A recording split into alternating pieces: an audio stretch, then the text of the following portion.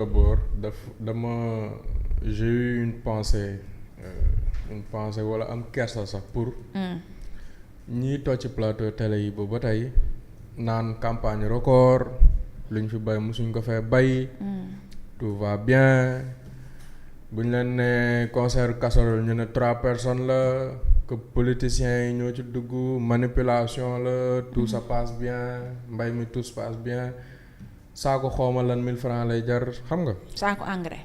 waaw saako engrais 1000 francs lay jar. j'ai eu un peu de la peine pour ñoom.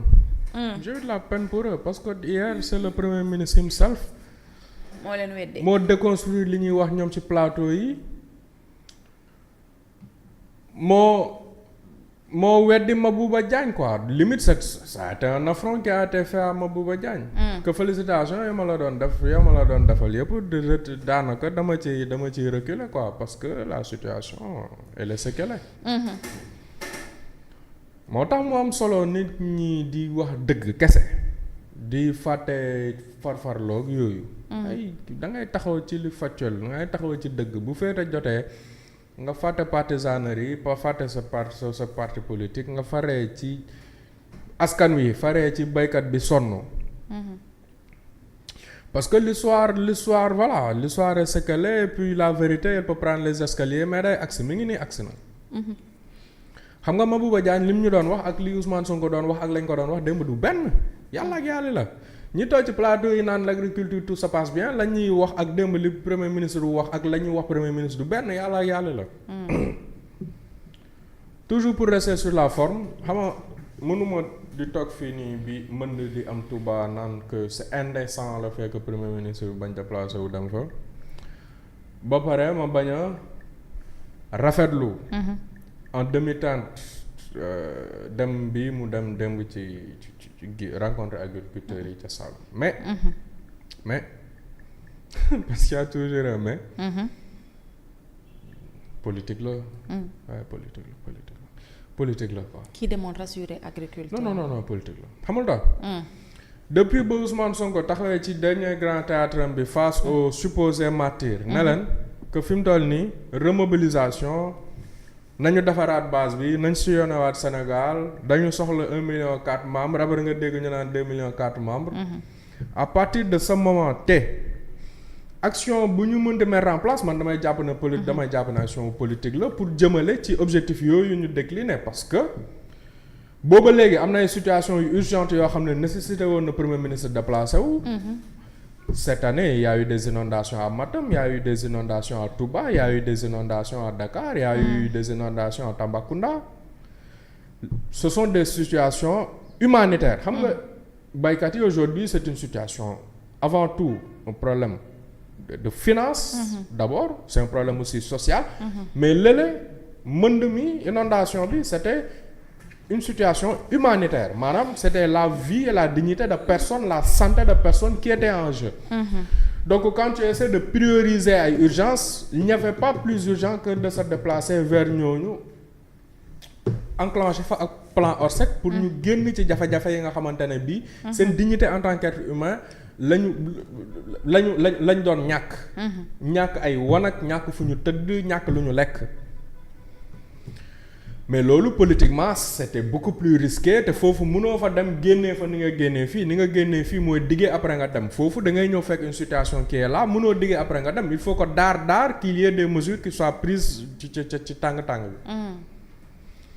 Donc politiquement c'est beaucoup plus intelligent d'aller et de communiquer vers ça vers un sujet comme ça. Mais il faut ñu nangul ko que l'exercice politique la communication politique en tant que tel c'est un exercice l'exercice a été réussi après nag xamuñu ndax le but est sonté mais politiquement en tout cas la mu bëggoon a def nañ ko te amaana communicant dinañ comprendre la mu bëggoon a def avoir créer cette proximité là cette image de dama jege askan wi cette image de je n'ai pas peur ma jàkkaarloog askan wi ñu waxtaan des problèmes et cetera. À l'opposé du président bi nga xamante ne bi moom bu déplacé woo di def tournée ci Casamance wala dara sax du duggante wala nit ñi et cetera et cetera. On comprend tout ça léegi nag bu ñu ñëwaatee ci problème de fond bi xam nga ci management dafa am ñetti piliers. dafa am ñetti piliers yoo xam ne ay soubassement la bu doon kër wala immeuble dañ naan ab fondement la mooy. la vision la planification ak l'exécution. ñett yooyu noonu ci management mooy xam management nu entreprise la moo xam management nu service public la moo xam management nu artiste la whatever loolu ay piliers la. vision mooy fan la ñu war a dem par rapport à cette question là de l'agriculture aujourd'hui Fatima il faut qu'on comprenne une chose. bu dee ci wàllu gestion ak management la ñu wax cuune moo ci feeñ. parce que ñetti piliers yii ma la décliner amul ci benn boo xam ne respecté nañ ko. xam nga vision moo lay permettre lii dal la bañ la dal vision mooy nga xam fan la ñu war a jëm nga xam exactement fan la ñu war a jëm nag bu ñu koy wax ci management. du dañoo bëgg atteindre autosuffisance en riz wala dañoo bëgg atteindre autosuffisance en arachide déedéet. ce que ça stipule mooy nga nañu 2027 dama bëgg mu fekk bassin arachidier bi ñuy produire nangami tonu gerte exactement. Non, exactement, c'est dit péjorativement, mais qu'il y ait un chiffre, qu'il y ait une date, loolu mooy vision. Vision boobu boo ko amee ba pare nga jëm ci planification léegi am naa vision naka laay doxee jëm ci comment je fais pour y aller naka laay def yan jéego laay teg. Il faut que tu planifies les choses. Après il faut que tu exécutes les choses exécution bi mooy ñaata lay jar ci ban périodicité laa koy mën a def lan mooy phasage bi. loolu noonu yëpp nag li xew démb wala les propos d'hier du premier ministre wane na ni ñetti piliers yi wala ñetti phases yi respecté wuñu ko. parce que buñ ko respecté woon du ñu nekk ci situation wu réagir fi mu toll nii on est dans la réaction on n'est pas dans l'anticipation. on n'est pas dans la proactivité.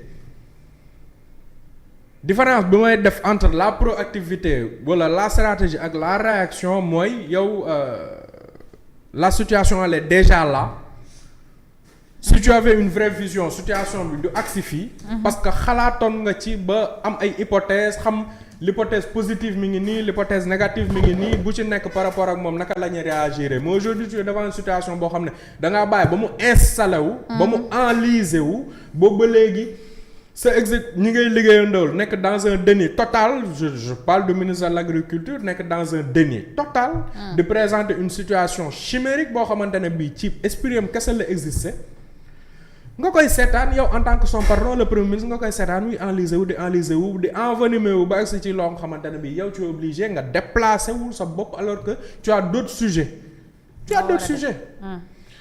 kon incompétence su Mabouba Diagne day feeñ foofu. bien sûr ak bu premier ministre bi bu ñoom ñëpp.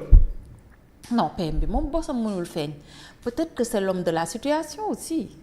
Fatima. oui. xam nga koo xam ne dafa parce que en toutes circonstances dañuy interpeller le premier ministre Sénégal ku am problème rek da nga naan maa ngi interpeller comme ni ñu doon def ñoo ngi interpeller Macky Sall. mais seulement fii li ñuy interpeller le président de la République sax bariwul on interpelle plus. Ousmane Sonko c'est le chef du gouvernement et que jàpp nañu ni les rênes politiques solides ci jamono ci moom moo ko téye est-ce que c'est parce que c'est l'homme de la situation aussi moo tax présence am pour que baykat yi mën a rassurer wu moom mu def ko.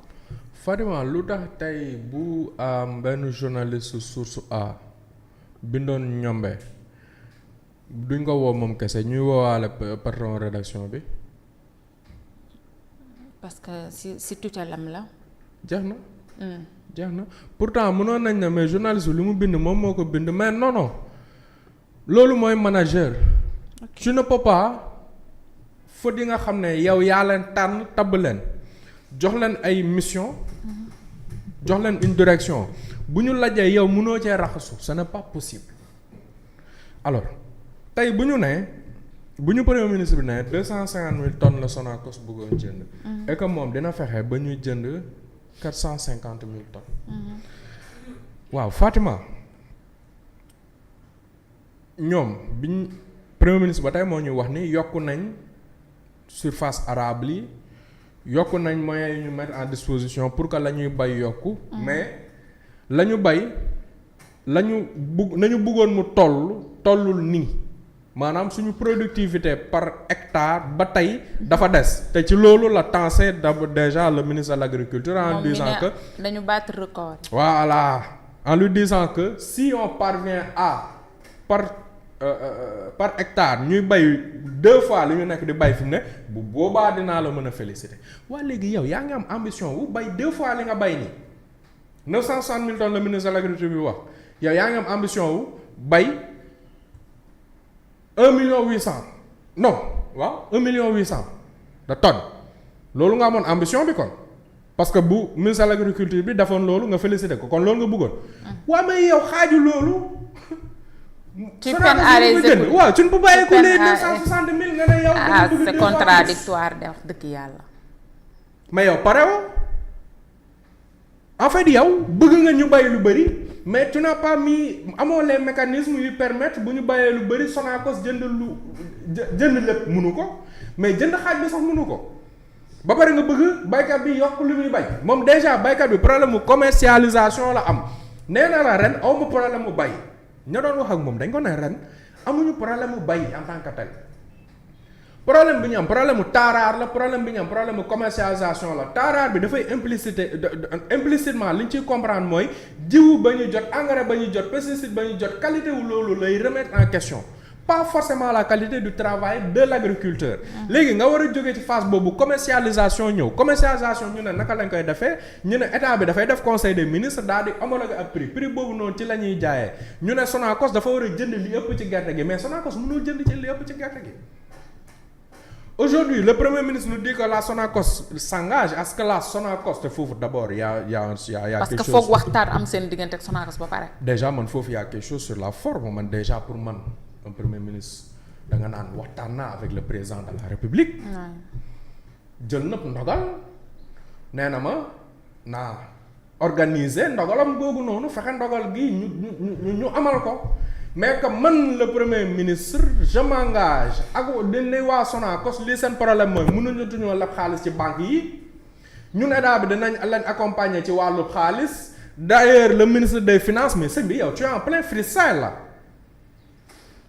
yow daal da nga yor sa xaalis boo xamante ne bi yow I don't know sa xaalis la da nga ko dénkaane à tout moment da ngay doxantu ci Sénégal bi di xool fu la neex nga joxe ne leen waaw fii sax d'ailleurs 250 000 la woon léegi daf leen ko 450 000 tonnes mais ça s'appelle du pilotage à vue ça loolu ci gestion pilotage à vue la tudd te un manager qui pilote à vue c'est un mauvais manager y a pas amul leneen. lii nii yëpp dafa doon loo xam ne sont des décisions yu ñu waroon a jël balaa campagne arachidière bi di commencer waxuma la sax balaa ñoo yegg ci commercialisation balaa campagne arachidière bi di commencer. waroon nañ ne lii mooy projection yi dans une projection minimaliste mën nañ am 700 000 tonnes Sonacos lii la ci war a jënd lii la ñuy jagleel exportation bi dans une projection moyenne mën nañ atteindre 800 000 dans une autre projection une autre fourchette mën nañ atteindre 1 million mais dans tous les scénarios dinañ fexe Sonacos jënd li mu war a jënd dinañ fexe organiser njaay mi à l'exportation ba nga xam ne dinañ écouler lépp mais loolu xam-xam la. ah oui. Fatima loolu xam-xam la. tu veux dire que amuñu xam-xam quoi. je suis désolé en tout cas ci cas de figure bi wane wuñ fi xam-xam. te Fatima loolu mënuñ leen ci mare nous avons mis des stagiaires à la tête de l'État loolu mooy dëgg. c'est la réalité te aujourd'hui loolu la ñu nekk di ressentir ci secteur d'activité yëpp fépp. xam nga ci lenn la ñu efficace mooy ci daggum juuti. mais aujourd'hui encore une fois la question centrale après cette promesse là parce que xoolal dañuy xaari pexe promesse nga ñuy jox ay dige la te on a politique bëri na fi yoo xamante ne bii nguur gi diggee nañ ko da defuñ ko man lii ñu diggee buñ ko deful itam du ma bett mais aujourd'hui la question technique bu nga xamante ne bii dañ ci war a tontu mooy Sonacos bu dee 250 000 tonnes la waroon jënd c'est qu'il y avait une raison. c'est parce que financièrement loolu lañ mënoon jënd mais aussi quelle est la capacité d'entreposage est-ce qu'ils sont en mesure d'entreposer, d'emmagasiner, de stocker 2 fois plus que ñoom li ñu prévoir na moom la ñuy stocker c'est une très bonne question tu vois toujours des vidéos sur TikTok est-ce que y a les agriculteurs yu la naan dem naa ci point de collecte bi mais point de collecte bi voilà nous sommes là indi nañ suñu gerte teg nañ ko mais pareeguñu pour commencer collecter parce que déjà il y a des bons qui sont impayés. mënuñoo delloog suñu gerte. ñoom mënuñu garder suñu gerte dañuy xool kër yi wër nga yóbbu fa saako bu nekk nga fay par journée fukki dërëm pour ñu garder la sa gerte. mais ça c'est une situation qui est ubuesque. te ci loolu la ñu nekk tey te dige yi nga xam ne premier ministre moom la diggee ça peut être très éloigné de ce qui est faisable de li nga xam ne mën nañ ko def aujourd'hui l'État du Sénégal en termes de liquidité pure en termes de liquidité Sonacos maanaam d'accord bu ñu ko bëggoon accompagner mais est-ce que en termes de liquidité mën nañ décaisser ba nga xam ne baykat bi la semaine prochaine bu jaayee Sonacos jox ko bon mu fayeeku ko le jour même est-ce que c'est possible est-ce que c'est faisable bu ñu fàtte ne démb rek lañ fi doon waxtaanee des contractuels du secteur de l'éducation yoo xam ne fayuñu leen seen xaalis. la moo tax fayuñu leen seen parce que amuñu xaalis ñu ngi dégg ne les bourses à l'étranger étudiants sénégalais yi xam ne dañu am bourse à l'étranger nekk bitim réew di jàng mais dañu am ay retardu bourse étudiant classique yi bu yàggul la fi li ma fi wax yëpp ce sont des problèmes de liquidité quand l'État léegi nga bëgg ñëw di engager yeneen charge on a vu comment on a terminé l'année sur le plan budgétaire dañoo obligé dem ci ab LFR2 dañoo obligé di lebaat ci marché bi nga xam ne moom moo ñu wër parce que dañu am problème mu liquidité. et pourtant Diomaye nee na xaalis dina bari. dina bari pardon nee na xaalis dina bari 2026. non Diomaye macha allah te discours bi moom loolu la wax. Diomaye il est dans son monde di takk ay bracelet yuy xool xol bi ban rythme cardiaque bi ndax mi ngi ci jàmm santé bi. ah mais c'est le président aussi. waaw non moom mi ngi ci mbondam moom mi ngi ci jàmm mi ngi sant Sëñ Tuubaa mais dama ne. la mu wax xam nga le président de la République n'est pas un économiste quand même. bu waxee ab économiste économiste la ñuy déglu ci wàllu économie wala ci wàllu finance. économiste yi Fatima wax ko ñu lay déglu ñu apprêté wu waajal seen bopp bu dee mën nañ am na lu ñu épargner ñu jéem a xool nu ñu ko ñoŋalee bu dee am nañ ay xew yu ñu doon waajal ñu jéem a randal xew yi bëtal ko ba ci kanam xamal leen ni économiste yi newoon nañ 2024 day métti waaye 2025 moo koy gën a métti te noonu la demee les mêmes économistes les revues économiques nee nañu 2026 mooy gën a métti 2025 nañ waajal suñu bopp. D'accord.